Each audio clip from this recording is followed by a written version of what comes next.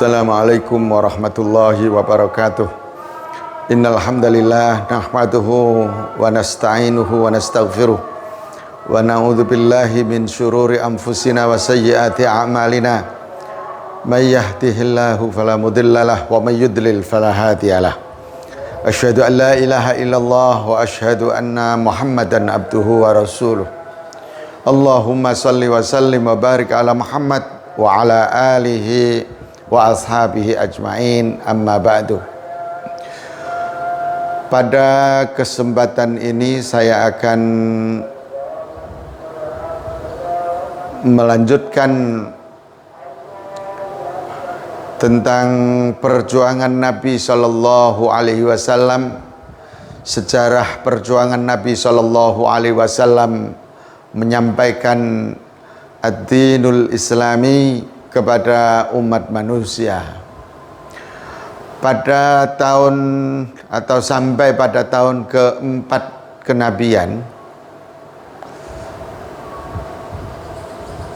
tekanan dan rintangan yang diberikan oleh orang-orang Quraisy kepada Nabi Shallallahu Alaihi Wasallam, tekanan-tekanan yang diberikan oleh kaum musyrikin dan orang-orang kafir Mekah kepada Nabi Shallallahu Alaihi Wasallam dan pengikut-pengikutnya masih bisa dikategorikan dalam keadaan atau dalam tingkatan yang ringan. Tapi pada tahun berikutnya, pada tahun 6 Hijriah, pada pertengahan tahun 5 kenabian, tekanan yang diberikan oleh kaum musyrikin, tekanan yang diberikan oleh ahli Makkah kepada Nabi Shallallahu Alaihi Wasallam dan para pengikutnya sudah melampaui batas. Mereka disiksa secara fisik, dipukul, didesak, dan dipersempit geraknya di Mekah. Akhirnya mereka tidak tahan dan minta izin kepada Nabi Shallallahu Alaihi Wasallam untuk berhijrah ke Habasyah. Maka terkumpullah sebanyak 12 orang laki-laki dan 4 orang perempuan. Mereka dipimpin oleh Utsman bin Affan bersama istrinya yaitu Ruqayyah binti Rasulillah sallallahu alaihi wasallam. Pada bulan Rajab mereka berangkat menuju ke Ethiopia, meminta perlindungan kepada Raja Najasyi yang ada di Ethiopia situ, yang berkuasa di Ethiopia. Mereka datang kepada Raja Najasyi dan Raja Najasyi ini memberikan perlindungan dan fasilitas yang baik, yang bagus untuk umat Islam. Mereka dapat mengamalkan, dapat beribadah dan dapat mengamankan diri mereka dan agama mereka. Kemudian pada bulan Syawal, pada tahun itu juga, pada tahun ke-5 kenabian, mereka kaum muslimin ini mendapatkan berita, mendapatkan kabar dari orang-orang bahwa Mekah atau kaum musyrikin, kaum Quraisy dan orang-orang kafir di sana sudah masuk Islam semuanya. Akhirnya mereka bergembira dan kembali ke Mekah untuk menemui sanak kerabatnya dan melakukan peribadatan, ritual ibadah seperti yang diajarkan oleh Rasulullah Sallallahu Alaihi Wasallam. Akan tetapi setelah mereka mendekati Mekah atau di perbatasan Mekah, mereka mendengar bahwa berita yang sampai kepada mereka ini adalah berita bohong, berita yang tidak bisa dipertanggungjawabkan. Akhirnya mereka takut dan kembali lagi ke Habasyah, dan sebagian kecil di antara mereka langsung menuju ke Mekah minta perlindungan kepada keluarga atau saudara-saudaranya yang ada di Mekah. Dan tekanan yang diberikan kepada kaum muslimin, kepada Rasulullah Shallallahu Alaihi Wasallam sangatlah tidak tertahankan. Akhirnya mereka minta izin lagi kepada Nabi Shallallahu Alaihi Wasallam untuk melakukan hijrah yang kedua kalinya, untuk hijrah ke Habasyah yang kedua kalinya. Mereka berangkat bersama 83 orang laki-laki dan 19 orang perempuan. Mereka menuju ke sana dan mendapatkan keamanan dan fasilitas sebagaimana yang dilakukan, sebagaimana hijrah yang dilakukan oleh mereka pada tahap yang pertama. Dan di tengah-tengah tekanan yang sangat berat ini, Allah Subhanahu wa taala memberikan harapan kepada Nabi Shallallahu Alaihi Wasallam, yaitu dengan masuknya Hamzah bin Abdul Muthalib ke dalam agama Islam. Asal usulnya adalah karena pada waktu itu Abu Jahal bersama kawan-kawan, bersama orang-orang musyrik pada waktu itu sudah merencanakan untuk membunuh Nabi Muhammad Sallallahu Alaihi Wasallam. Mereka sudah merencanakan pembunuhan kepada Nabi Sallallahu Alaihi Wasallam, dan yang melakukannya ini tentu saja seperti yang kita sampaikan kemarin adalah orang yang tingkatannya atau kelasnya di dalam masyarakat adalah kelas tinggi, yaitu Abul Hakam, yaitu Abu Jahal. Yang dikenal dengan Abu Jahal ini mempunyai rencana, langsung dia yang mengeksekusi pembunuhan Nabi Shallallahu Alaihi Wasallam. Dan dalam rencana itu Abu Jahal akan menimpakan batu, yaitu ngebreki watu kepada Nabi Muhammad Shallallahu Alaihi Wasallam ketika melakukan sholat di Masjidil Haram. Dan tepat pada waktunya Abu Jahal mendapatkan satu bongkah batu yang besar dan dilemparkan kepada Nabi Muhammad SAW, sehingga berdarah-darah, tapi tidak sampai membunuh, karena pada waktu itu Abu Jahal kembali kepada kaumnya dan tergopoh-gopoh pucat. Ternyata apa yang didapati oleh Abu Jahal, ternyata pada waktu akan melaksanakan niatnya itu, yaitu membunuh Rasulullah Shallallahu Alaihi Wasallam, ternyata yang dia ini dihadang oleh unta yang sangat besar. Abu Jahal mengatakan, saya dihadang oleh unta yang sangat besar di depan Ka'bah itu, dan tidak pernah saya lihat unta yang sebesar itu, dan menendang saya dan hampir menerkam saya. Akhirnya saya kembali kepada kalian semuanya. Dan upaya untuk membunuh Nabi Shallallahu Alaihi Wasallam ini pun digagalkan oleh Allah Subhanahu wa taala. Tapi Nabi Shallallahu Alaihi Wasallam sempat terluka-luka, berdarah-darah mukanya. Akhirnya pamannya, yaitu Hamzah bin Abdul Muthalib, mendengar cerita ini bahwa Nabi Shallallahu Alaihi Wasallam mendapat perlakuan yang kasar dan dipukul sampai berdarah-darah. Ketika Hamzah datang dari berburu, dia langsung mendapati Abu Jahal dan mengatakan kepada Abu Jahal, Abu Jahal, apa yang kau lakukan kepada keponakan saya ini? Dan terjadilah penuntutan balas yang dilakukan oleh Hamzah bin Abdul Muthalib. Dia pukulkan busur dan anak busurnya itu ke muka Abu Jahal sampai berdarah-darah. Sampai pada waktu itu orang-orang Quraisy dan orang yang keluarga Abu Jahal dan keluarga Hamzah bin Abdul Muthalib akan terjadi peperangan, atau akan terjadi kekacauan atau pertengkaran. Akan tetapi setelah itu Abu Jahal mengaku sendiri bahwa dia telah melukai Rasulullah Sallallahu Alaihi Wasallam. Dan Hamzah mengatakan, apa yang kau lakukan kepada keponakanku ini? Saya sudah masuk agamanya. Mau apa kau? Akhirnya terjadi pertengkaran tersebut. Dan dengan masuknya Hamzah ke dalam Islam ini, maka umat Islam semakin senang dan semakin tenang.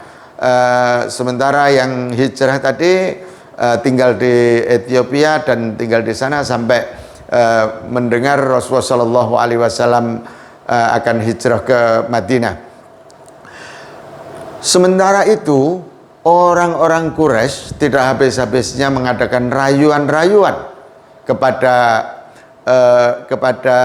Nabi Muhammad Shallallahu Alaihi Wasallam dengan berbagai cara bagaimana memberhentikan atau menghentikan dakwah yang sangat merugikan mereka ini. Dengan cara apa? Dengan cara mendatangi lagi dan mengadakan perundingan dengan paman beliau, yaitu Abu Thalib. Abu Thalib, kalau engkau biarkan anakmu itu melakukan dakwah-dakwah yang merugikan kami, maka kami akan membunuhnya, akan memeranginya. Kemudian karena ancaman ini sangat serius, maka dipertemukanlah antara orang-orang kafir itu dengan Nabi Muhammad Shallallahu Alaihi Wasallam oleh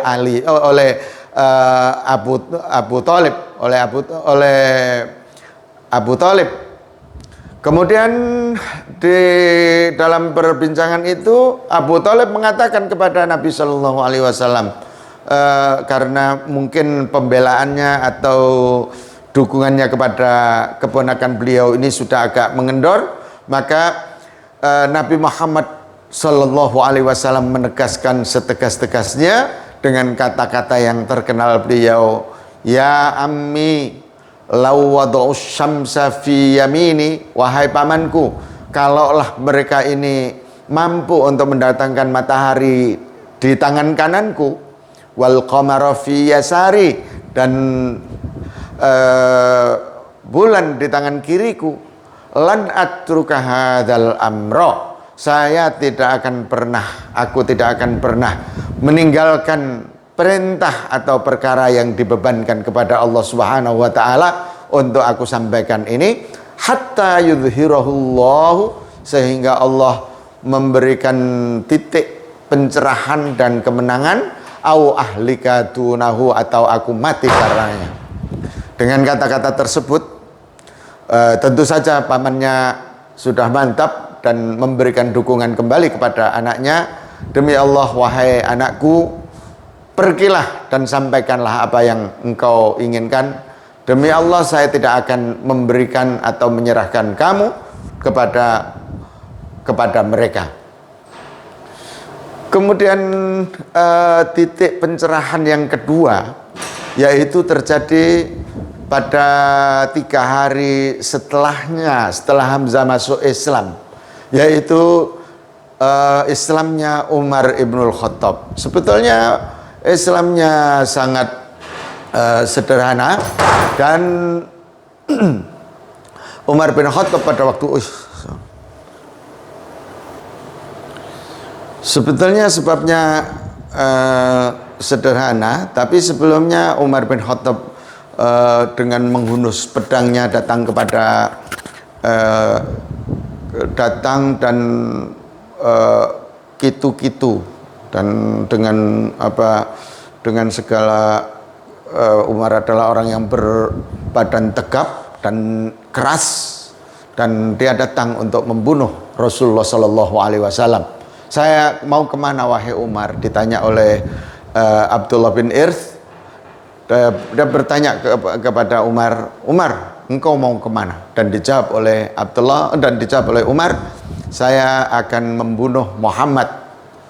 Kemudian dijawab, apakah engkau sudah selesai urusannya dengan membunuh Muhammad?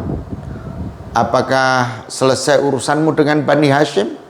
Apakah selesai urusanmu dengan keluarganya Muhammad Sallallahu Alaihi Wasallam? Tidak. Kalau mau aku beritahukan yang lebih hebat daripada itu. Diberitahukanlah oleh Abdullah itu untuk berangkat ke rumah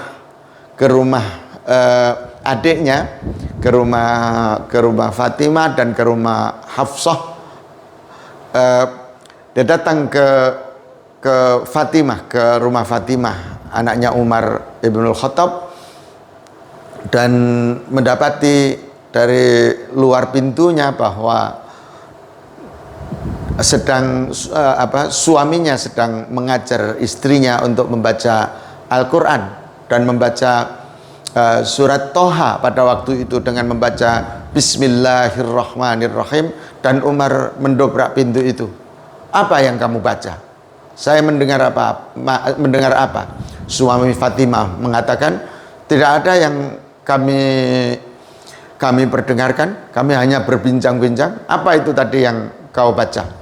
Kemudian ini adalah Al-Quran. Coba mana? Dan Fatimah mengatakan, oh nggak boleh, karena Al-Quran ini adalah suci dan yang menyentuhnya adalah orang yang suci. Kalau kamu ingin menyentuh dan membaca Al-Quran ini, maka engkau harus mandi dulu, harus bersuci dulu dan mandi dulu. Dan Umar menuruti apa yang diminta oleh adiknya yaitu Fatimah, dan dia akhirnya membaca Bismillahirrahmanirrahim dengan nama Allah yang Maha Pengasih dan Maha Penyayang. Kemudian dia berkomentar, ini adalah lafaz yang sangat indah. Kemudian beliau membaca surat Toha, Toha ma anzalna alaikal qur'ana litashqa illa tadhkiratan liman yakhsha, dan seterusnya sampai innani anallah la ilaha illa ana fa'budni wa aqimis salata lidzikri, sampai di situ. Kemudian dia bergegas menuju rumah Rasulullah Shallallahu Alaihi Wasallam, ditunjukkan oleh Abdullah bin Arth yang diajaklah ke rumah Rasulullah Shallallahu Alaihi Wasallam. Di mana Muhammad? Kemudian dengan pedangnya yang dihunus juga, rumahnya di dekat Bukit Sofa. Akhirnya Umar datang ke situ dan mengetuk pintu dan mengatakan dan diintiplah oleh seorang dari balik pintu dan mengatakan, siapa? Saya Umar. Maka Hamzah mengatakan kepada orang yang melihat Umar itu, demi Allah, kalau dia mau baik kita sambut, tapi kalau dia mau jahat kita lawan dan kita bunuh dengan pedang dia. Akhirnya apa yang dilakukan oleh Hamzah bin Abdul Muthalib, apa yang dilakukan oleh Hamzah bin Abdul Muthalib, dia mendapatkan izin dari Rasulullah Shallallahu Alaihi Wasallam untuk menemui Umar bin Khattab. Ada apa Umar? Mana Rasulullah? Kemudian diajaklah oleh Hamzah kepada Rasulullah Shallallahu Alaihi Wasallam, dan Nabi mengatakan, wahai Umar, apakah engkau akan tetap seperti ini sehingga Allah mengazabmu di neraka yang kekal selamanya? Akhirnya dia mengatakan kepada Rasulullah Shallallahu Alaihi Wasallam dengan mengucapkan, sesungguhnya asyhadu an la ilaha illallah, sungguh saya bersaksi bahwasanya tiada Tuhan selain Allah, wa annaka Rasulullah, dan engkau adalah utusan Tuhan. Dan